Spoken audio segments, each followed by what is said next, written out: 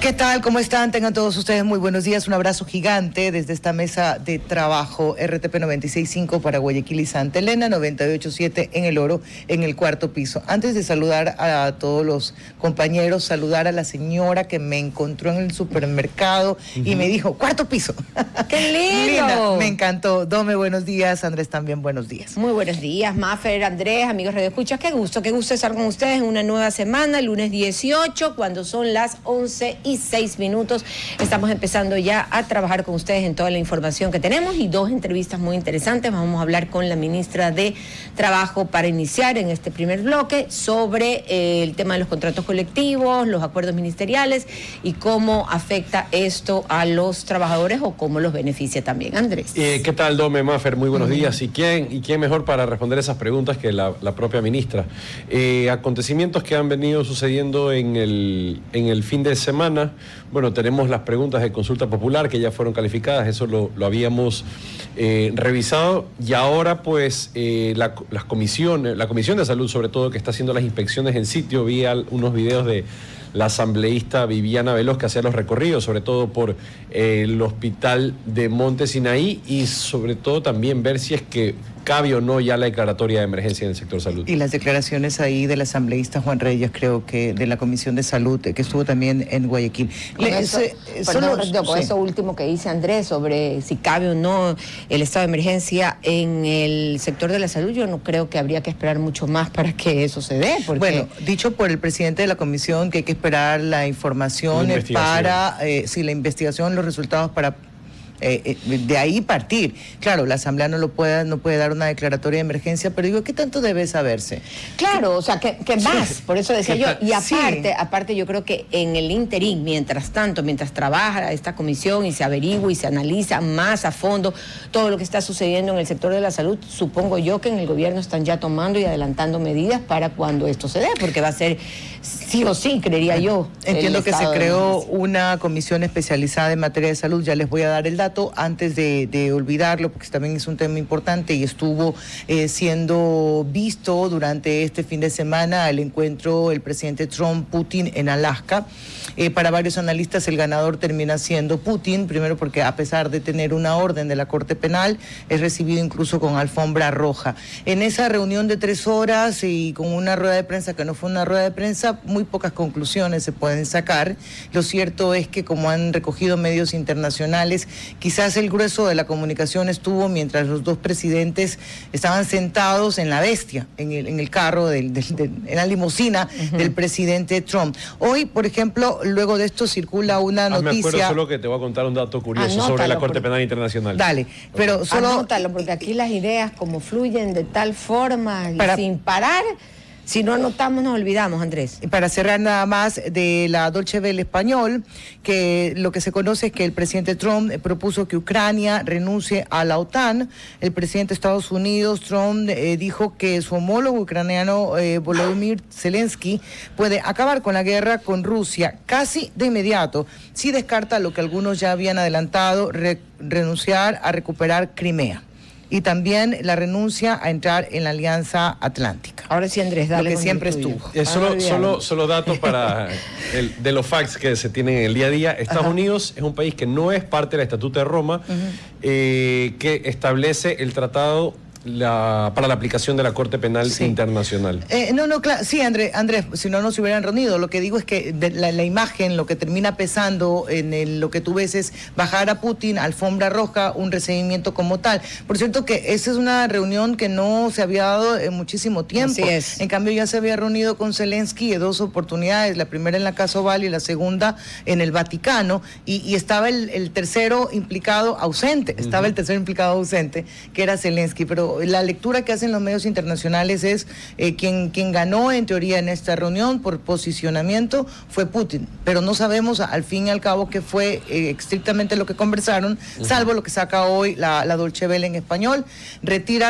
Asume que no vas a recuperar Crimea y renuncia a cualquier intento de pertenecer a la Alianza Atlántica. Así es, eso fue lo que se dio a conocer. Veremos igual en el transcurso de la semana qué otras noticias en este orden tendremos. Cuando son las 11:11 de la mañana, estamos damos la bienvenida a la ministra de Trabajo, Ivonne Núñez, que ya nos está acompañando. Para quienes nos siguen en video, está con nosotros telemáticamente.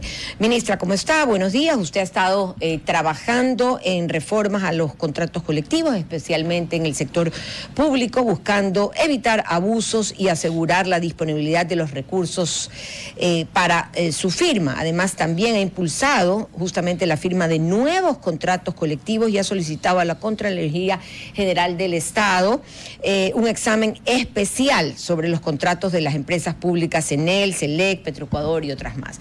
¿Cómo está, cómo está usted y cómo está el estado de lo que está haciendo, ejecutando usted desde el Ministerio, estimada ministra?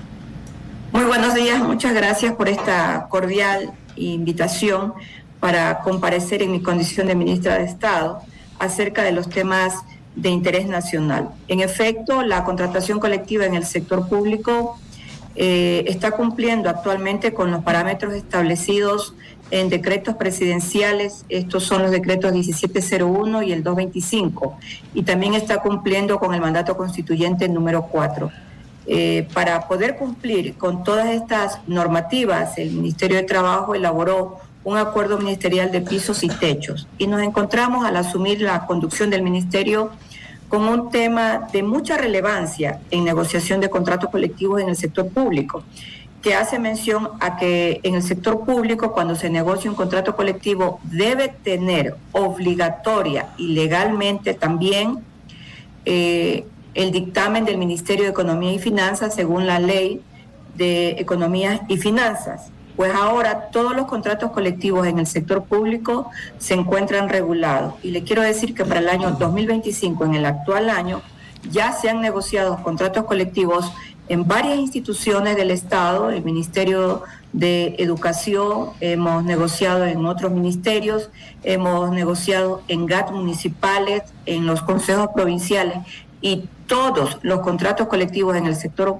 público gozan de legitimidad al cumplir con el dictamen del Ministerio de Economía y Finanzas. Lo que no sucedía anteriormente, se lo evadía y se acudía al Ministerio de Trabajo para conseguir contratos colectivos que no tenían sustento económicos y que se lo hacían mediante el Tribunal de Conciliación y Arbitraje. Ministra, muy buenos días. Andrés Merino lo saluda. Otra de las medidas interesantes que pude revisar y que también se emitió mediante acuerdo ministerial fue la regulación y cambio, sobre todo en aquellos dirigentes sindicales que están ocupando o presidiendo pues estos directorios, por así llamarlo. ¿Por qué había pasado tanto tiempo hasta que esto se regule, y cómo se dio para que ya hoy por hoy se pueda solucionar ese tema respecto a dirigentes que tenían muchísimos años al frente de estos sindicatos? Su pregunta es muy importante y voy a decir el origen. El origen se da por una resolución de la Asamblea Nacional, como se llama actualmente el seno legislativo. Es una resolución que emitieron el año pasado, donde resolvieron que comparezca como ministra de Trabajo y le diga al país por qué la dirigente del Seguro Social, la señora Rosa Argudo, llevaba más de 20 años en la dirigencia sindical. Yo comparecí y llevé la documentación que acreditaba por qué la señora llegó a tantos años en la dirigencia sindical. Pero a mí lo que me llamó mucho la atención, hecho que antes no había ocurrido, es que la Asamblea Nacional le pidió a la Fiscalía General del Estado que se investigara este sindicato del Instituto Ecuatoriano de Seguridad Social por una concurrencia de delitos como delincuencia organizada, tráfico de influencia, enriquecimiento ilícito, asociación ilícita. Eso consta en el artículo 2 de esta resolución del Pleno, que es la número 2023-2025-065. Cuando logré yo poder probarle a la Asamblea Nacional que la Asamblea no había cumplido con disposiciones de la Constitución de la República, que establece en el artículo 326, numeral 8, y en el artículo 96, que hace mención a la alternancia y a la renovación en todas las organizaciones sociales, pude darme cuenta que en el país no había un freno respecto a que los dirigentes sindicales estuvieran por tiempo indefinido frente a la conducción de sindicatos y de comité de empresa. Sin embargo, la Constitución desde el año 2008 sí lo planteaba. Y además le pude señalar a la Asamblea Nacional que la Corte Constitucional ya había también emanado sendas disposiciones a través de jurisprudencias y precedentes constitucionales en el que señala que la prórroga de funciones y también este tema relacionado a que se mantienen por largos años mediante las reelecciones no es un derecho. Sí, ahí solo, señora ministra, solo para ser bastante breve y en honor al tiempo, porque me encantaría explayar, solo para hacer una comparativa entre lo que había antes y lo que hay ahora con el nuevo acuerdo ministerial, ¿cuáles serían estas grandes diferencias, las principales? Primero, el cumplimiento de la Constitución. Yo estoy fortaleciendo el artículo 326, numeral 8, y el artículo 96, y se lo estoy poniendo en contexto a todo el país y les estoy diciendo, hay que cumplir con disposiciones constitucionales. En el Ecuador tenemos una política de relevancia a favor de las mujeres, y también el presidente de la República exclusivamente puede tener una reelección por un periodo. Los dirigentes sindicales no pueden tener reelecciones indefinidas porque la misma Constitución lo prohíbe. Y yo tuve un llamado de atención de la Organización Internacional del Trabajo en el que me prohíbe mantener prorrogadas en funciones a los sindicatos y a los comités de empresa. Lo que yo he hecho con el acuerdo ministerial es poner en contexto lo que tenemos que cumplir, no solo por lo que se encuentra en la Constitución de la República, sino por lo que dice la Organización Internacional del Trabajo y lo señala también la Corte Constitucional. Y una ley que es la Ley 180. Deben rendir cuenta de los dineros que los trabajadores les entregan a las grandes centrales sindicales. Es la Ley 180 que tiene vigencia desde hace más de 30 años en Ecuador y no se la venía cumpliendo. Ministra, ¿cómo está? Buenos días, María Fernanda Perronel le saluda. Dentro de las modificaciones también está el que para que se dé esa alternancia no se comiencen a jugar a los cambios de candidaturas. Es decir, alguien que fue hoy presidente, mañana quiera ser candidato a secretario o a tesorero. Terminan cambiando de figura o de rango, pero siempre van a estar dentro del comité. Eso va a ser siempre lo que se tenga que discutir al interior de la democracia interna de los sindicatos y de los comités de empresa. Yo, como ministra de Trabajo, tengo que cumplir con la Constitución y con lo que me ha señalado la Corte Constitucional.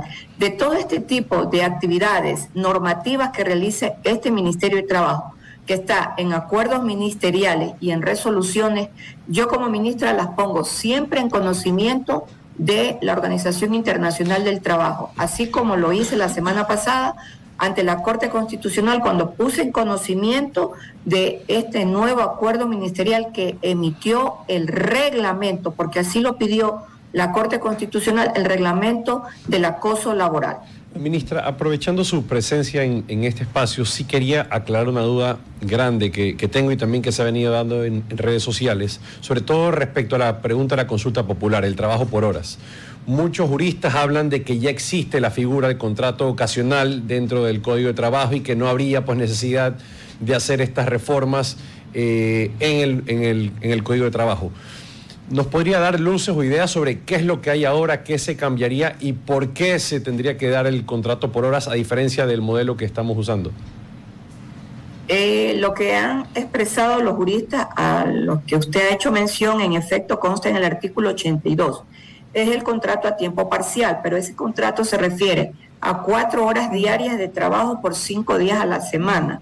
Muchos profesores en las universidades públicas y en las universidades particulares están contratados bajo esta modalidad, que es la modalidad del contrato parcial. Sin embargo, el contrato por horas se lo plantea en esta nueva consulta exclusivamente para el sector turístico, porque del análisis que nosotros realizamos a esta actividad económica, encontramos que es una actividad en permanente crecimiento a nivel interno y a nivel internacional por los turistas que llegan a Ecuador, pero también tenemos una ley que fomenta el turismo nacional, que es la ley que hace mención justamente a los feriados.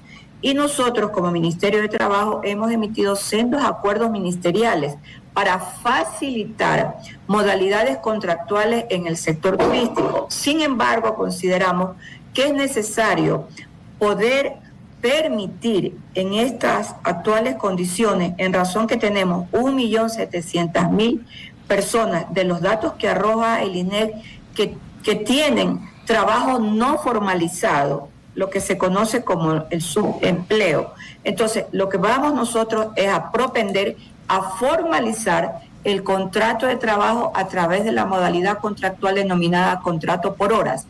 Y como lo dijo el presidente, será por primera ocasión el contrato y además gozarán de todos los derechos laborales que tienen los trabajadores en Ecuador y que están contenidos en el Código del Trabajo. Todo contrato por horas, al ser aprobada la pregunta, será registrado en el Ministerio del Trabajo. Contarán con afiliación al Instituto Ecuatoriano de Seguridad Social y al goce de todos los derechos. Solo a manera de ejemplo, ministra, en caso que ya esto se apruebe y entre en vigencia, hablo del contrato por horas en el sector turismo, a manera de ejemplo, yo soy dueño de una cafetería y quiero contratar a una persona por el feriado de julio. Digamos, ya dispenso esto porque la cantidad de personas o la cantidad de clientela no hace la misma. Si yo quiero volver a contratar a esa misma persona en un feriado en octubre, esto ya no aplicaría, sería tan solo para la primera relación laboral. Sí, es correcta su apreciación. El segundo contrato tiene que ser el contrato base, el que debe ser suscrito, que se conoce como contrato indefinido. Nosotros hemos hecho una proyección de acuerdo al conversatorio que se ha mantenido con el sector de turismo, que daríamos contrato en la aprobación de la pregunta, en los primeros meses a 30.000 personas. Creo que debemos entender que el trabajo es un derecho y que también es fuente de realización. Hay personas que les gusta que todo en el Ecuador esté mal.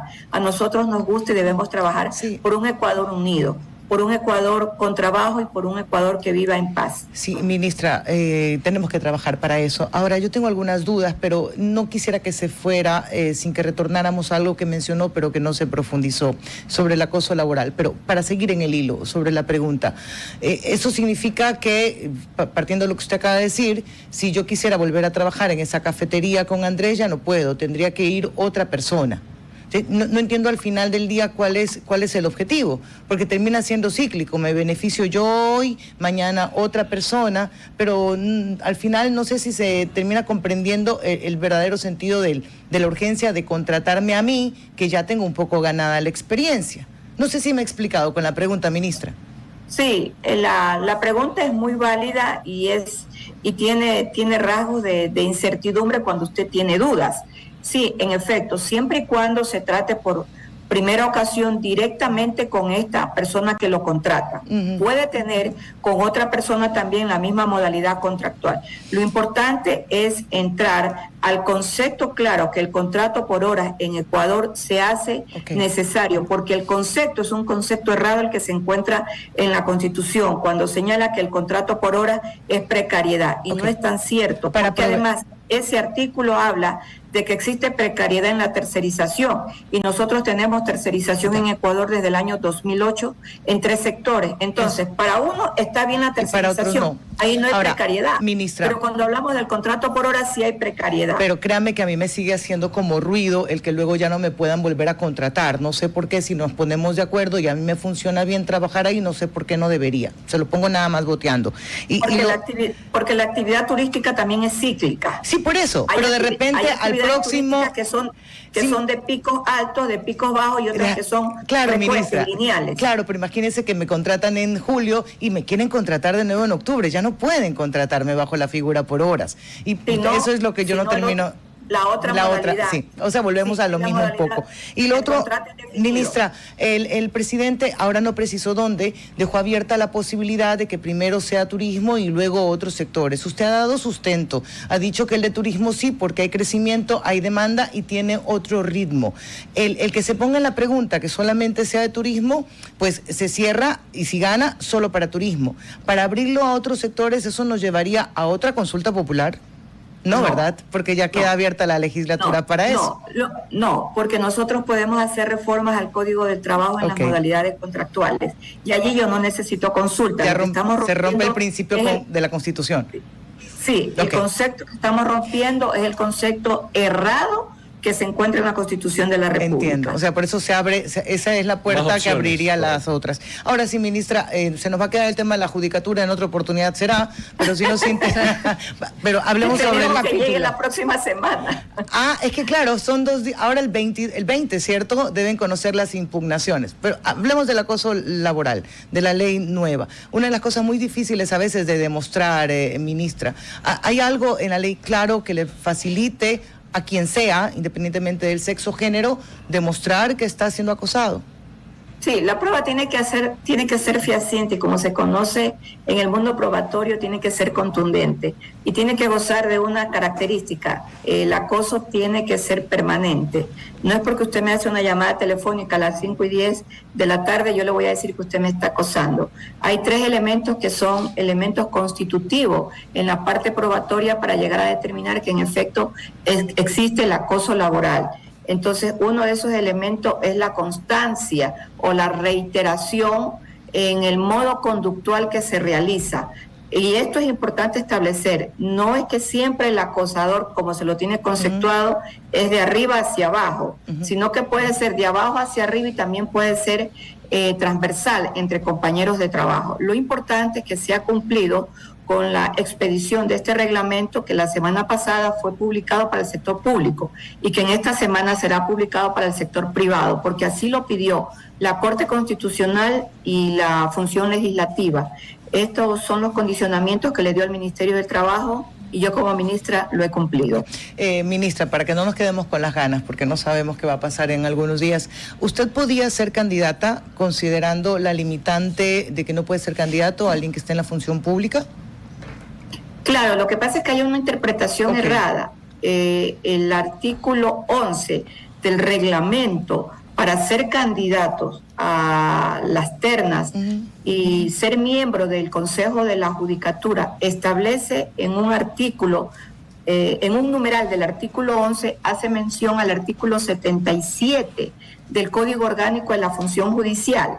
Entonces, los artículos hacen mención al inicio de la candidatura y uno presentó documentos que señalan, por ejemplo, que no tiene problemas en Contraloría General del Estado, que está al día en los pagos, etcétera. Pero el artículo 77 que se mencionó el día viernes es ya para el ejercicio del cargo. Evidentemente, alguien que esté en la función pública no puede tener otro cargo para efectuar o realizar. Salvo educación. A excepción, y esta es una normativa de muy vieja data, a excepción de la cátedra universitaria. Sí se permite ejercer la cátedra universitaria a un funcionario público. Por tanto, lo que se ha hecho es tener una interpretación errada respecto al artículo 77 del Código Orgánico de la Función Judicial, que además su título dice para ejercer el cargo, no dice para ser candidato. Entonces, estas personas que presentaron la oposición respecto a la candidatura mía en la terna que envió la Presidencia de la República, firmada por el presidente Daniel Noboa Sin, hace mención de manera errada a una interpretación que la ha efectuado de manera subjetiva. Entiendo que ni siquiera tuvo la molestia de leer el título del artículo 77. Ministra, muchísimas gracias. Se quedaron temas y qué pena me le crucé a Andrés. Quería preguntarle sobre los criterios Habrá que para... invitar a la ministra. Sí, para la un próxima segundo o vez que venga a tercer Guayaquil. capítulo. Claro. Sí, Por favor. amerita. Tengo que poner orden con el tiempo, Sí, si no. agradecerle, Abogada. ministra, por haber estado con nosotros. Sí, abogado Núñez. Gracias a ustedes. Yo sé que en materia laboral se quedan muchos temas. Sí. Y porque la nacen actividad otros, de además. Sí, porque la actividad de este Ministerio del Trabajo ha sido desde el primer día sin parar. Yo tenía menos de 24 horas como ministra de Trabajo y derogué 6 acuerdos ministeriales en contra de los trabajadores que habían dejado firmados. Y ahora me encuentro trabajando con otros temas. Tengan la plena seguridad que hasta el último día que esté en estas funciones, seguiré haciendo el trabajo encomendado por el señor presidente Daniel Noboa Sin. Gracias, abogada. La abogada Ivonne Núñez, ministra de Trabajo, que está centrando su gestión en revisar y reformar los contratos colectivos en el sector público, buscando pues que no haya Bastante trabajo en ese abusos, ministerio, asegurar la disponibilidad de recursos y también garantizar la protección de los derechos de los trabajadores. Mafer, nos vamos a ir a la pausa comercial. Pero no sin antes... RTP 965 a la conquista del mundo digital. Presenta sus nuevas instalaciones y tecnología de vanguardia. Renovamos nuestro compromiso de seguir brindando contenido útil y de la más alta calidad. Programas de opinión con referentes de la comunicación. Noticias para contar todo lo que está pasando en todo momento. Una variedad de segmentos con lo que necesitas saber. Y asociaciones internacionales estratégicas. Todo para mantener a nuestra audiencia y seguidores siempre bien informados. Siempre en RTP. Buena compañía. Continúa. Ajá. 11. Andrés, ¿y tú no te pones las orejas? Ahorita, las orejeras, ahorita. ah, ya. No me he dado cuenta si te las ponías o no. Para quienes nos están 11 con oyendo y no 37. viendo, ¿cómo se llaman estos aparatitos? Audífonos. Su retorno. Ah, solamente audífonos, ya. Su Audífonos, retorno. común y corriente. Subretorno. Su Yo me retorno. doy de Este terror. es tu retorno. Me doy Ujú. terror si me hace A con ver, cabeza. pregunta para el joven, no tan ¿Y joven. por qué no a mí? Doménica, ¿por qué no cabe? Espérese Ah, un ya, ratito, ya. por lo menos. Es que, ¿por qué me La excluye? Claro, que esta excluyo porque es discriminación. una pregunta para jóvenes. Ok. Y no quiero entrar... Yo tengo alma joven todavía, ¿qué pasa? Re joven. Pátelas, ya no se puede. Radiante el fin A de ver, semana. Ah, chispas. Gracias. Estaban en una fiesta, los dos estaban guapísimos. Ya, sigamos. Gracias. Pregunta para joven esto, y no quiero entrar en la polémica de si es políticamente correcto o no, si fueron errores, no quiero analizar la situación. El ministro de Vivienda, Harold Urbano, dijo en un evento que, seamos sinceros, los jóvenes no quieren trabajar 8 horas. ¿Sí? Y de ahí se han agarrado para hacer un poco para mí, tonterías. Pero quiero saber cómo está el sector joven. Si el sector joven realmente quiere entrar, poder trabajar en un lugar un par de horas, luego irse a otro lugar, quiere un trabajo de oficina, no lo sé. Para Bien que no me lo preguntó a mí porque pero yo... pero Ya. enseguida Sí, atacada, porque atacada. no la había incluido. Tú que estás en contacto con jóvenes, Andrés. Yo te digo, Mafer, que me parecen unas declaraciones muy desafortunadas, porque uno como joven o como adulto puede Ajá. tener muchas intenciones y puede querer muchas cosas. Ya. A la primera conclusión que hay que llegar es qué nivel de sustento, qué nivel de ingreso estoy teniendo yo hoy en día para desarrollar mi proyecto personal. Y es lo que no tienen ni los jóvenes Ok. ni los adultos con los niveles de desempleo que hay en el país. A mí Aparte, lo que me ha... Siga, Sí, por favor. aparte hay una cosa, no es lo que quieres, sino lo que debes. Correcto, O sea, aparte. en ciertos temas no es lo que yo quiero, o sea, no es que estoy escogiendo el color del vestido, estoy escogiendo el sustento económico que voy a tener, el ingreso económico que voy a tener. Sí, creo que en ese campo puedes darte la libertad de decidir en algunos sectores. Yo no quiero un trabajo de 8 horas, yo quiero un trabajo de un par, yo quiero un trabajo que seas desde casa, no quiero... Pueden darse algunas personas esa Claro, oportunidad. pero en la crisis de empleo que tenemos, que Sí, a mí me es que parece ahí que hay una va, desconexión completa con... y déjame solamente que les pongo... agradece de rodillas. Les pongo este elemento, porque por una parte están estas declaraciones, en el medio está la realidad, que yo no la conozco, y en la otra está la decisión de un gobierno de ampliar el programa Jóvenes en Acción, que va dirigido a jóvenes, y no me diga que no van a trabajar las 8 horas. Claro. Tienen que hacer un trabajo de varias horas, 6 creo que son, no estoy segura ahora mismo, pero es para recibir un ingreso, y está justificado que los chicos que no tienen, que la oportunidad de experiencia y tener algo de ingresos. Por eso es que me llamaba la atención, pero de fondo, más allá de si son declaraciones no afortunadas, es saber cómo está el mercado de jóvenes hoy y qué sectores, porque no es lo mismo preguntarle a un chico en el que acaba de graduarse, de que la familia tiene limitación realmente económica, si no va a querer trabajar 8 horas, seguramente le dice que sí, y más, e incluso por menos del básico, lo cual no está bien, pero su realidad lo empuja a eso. Mira, y ahora que lo mencionas, Mafer, sobre todo para poder poner datos dale. sobre la información de la que estás hablando, se habla que entre un 60 y 80% de los jóvenes encuestados no tienen un empleo formal. Durísimo. Entonces, tú me vas a decir que contrastar las palabras de un ministro con una persona o un joven que sí quiere generar un sustento para su familia, quiere generar un sustento para él, quiere salir adelante, tiene metas y objetivos que cumplir, pues es fundamental el ingreso, y el ingreso pues deviene de un La cantidad de trabajo. horas trabajadas. Así es. Además que Va yo en creo que relación a para eso. el empleador siempre va a ser mejor tener, o casi siempre va a ser mejor tener un colaborador más tiempo que menos tiempo. Siempre, Entonces, sí, ahí. Así es. Si le mides la productividad, sí. Porque a veces en algunos sectores, sobre todo en el público, más tiempo no es mejor. Claro. Entonces, depende de los niveles de productividad que se estén revisando. Claro, pero en el sector privado yo creo que... Ah, lo no, que- claro, sí, claro, lo que claro más que sí. primaría sería tener a un colaborador que trabaje las 6 u 8 horas que son reglamentarias. Produciendo, solamente para sacar a limpio algo que lo habíamos conversado la semana pasada y que nos quedaban con interrogantes sobre la pregunta en relación al trabajo por hora. Solamente será esa única vez. Ya tú no me volverías a contratar, Andrés, tienes que contratar a otra persona. No termino, yo estoy en tu línea, no termino entendiendo el trasfondo de la pregunta, que bueno, lo que sí puede ser, como dijo la ministra, es romper con ese bloqueo constitucional para después vía Aparte acuerdo, de... claro, para después vía acuerdo ministerial hacer los cambios necesarios para que se pueda reiterar o se pueda repetir nuevamente ese contrato. Aunque no necesariamente es eso, porque lo que yo entendí claramente es que era para ampliar a otros sectores, no para modificar las limitantes que tienes. Es decir, que sea nuevamente contratado, perdón, que sea por primera y única vez. Eso debería ser la pregunta, porque es por primera y única vez bajo ese modelo. Claro, si me pero quieres si volver a contratar, tienes que Claro, hacer un ya no, contrato indefinido. Así es. Ya no aplicaría el primero, lo que decíamos en La la otra ocasionalidad, no, claro, la ocasionalidad perdería sentido y sobre todo la estacionalidad. Y en no cada- me hace sentido. ¿No? ¿Sí te hace sentido a ti? A mí no me hace sentido.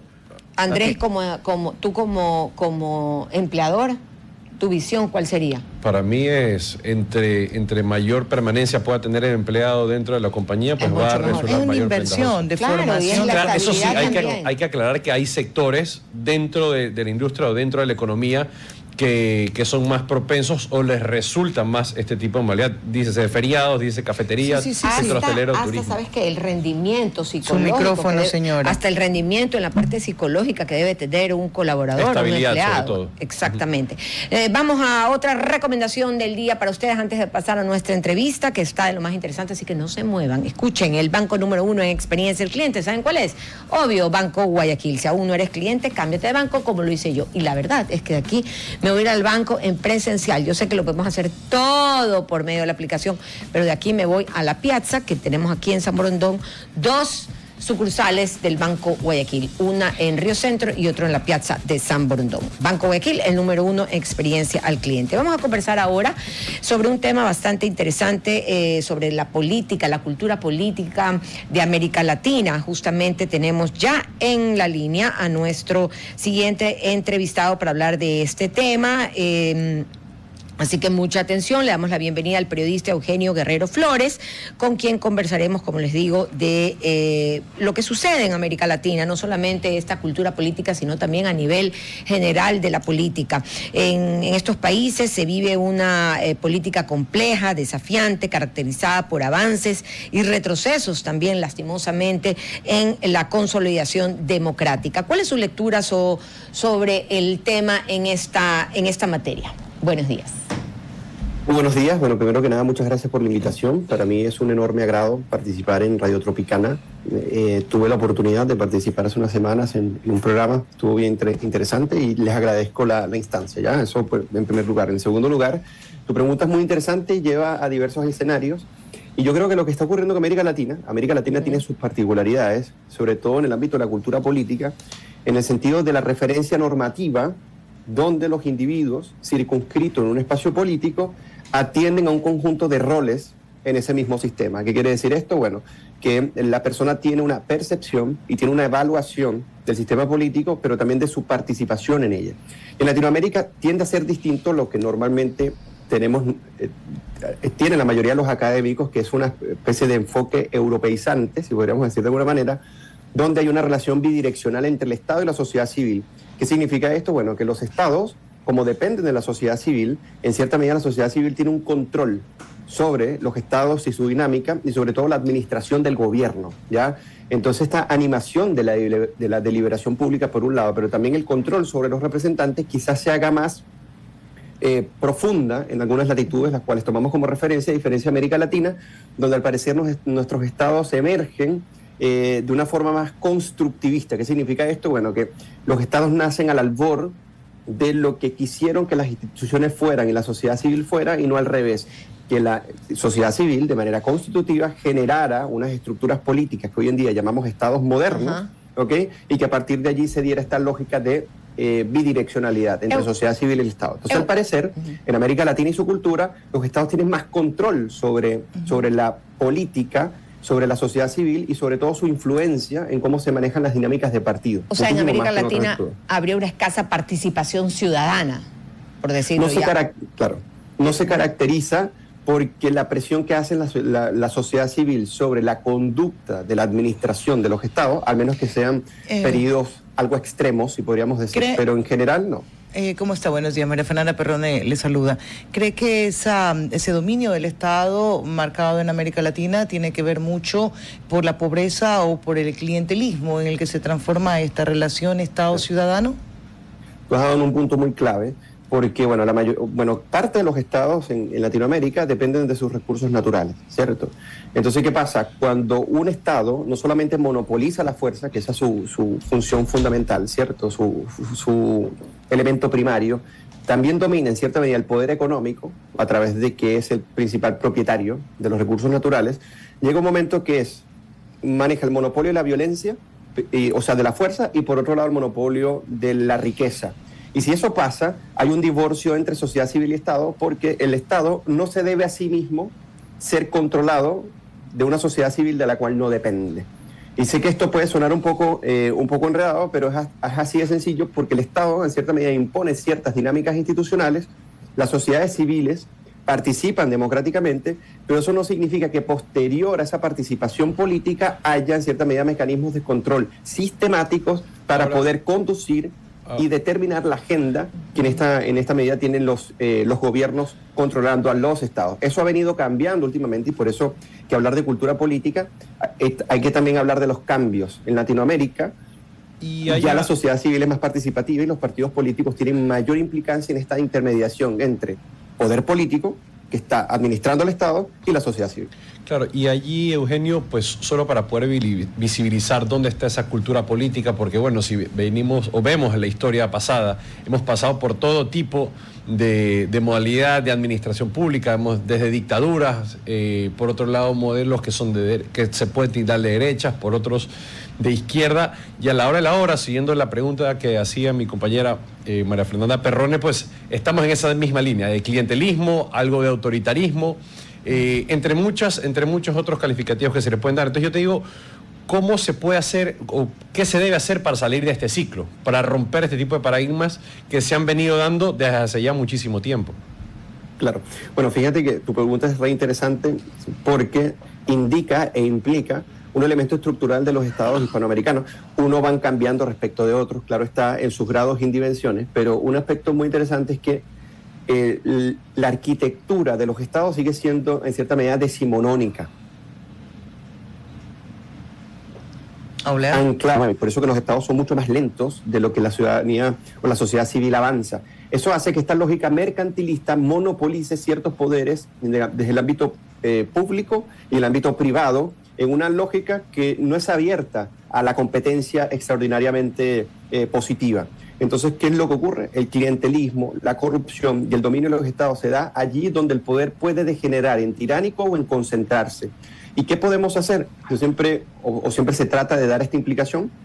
Varios teóricos han venido analizando de cómo los países progresan y pueden, en cierta medida, institucionalmente avanzar, y una de ellas es poder descentralizar el poder político y económico a través de más mercados abiertos, eso por un lado, y a través del no dominio del Estado sobre la agenda pública en cómo se comportan los partidos políticos.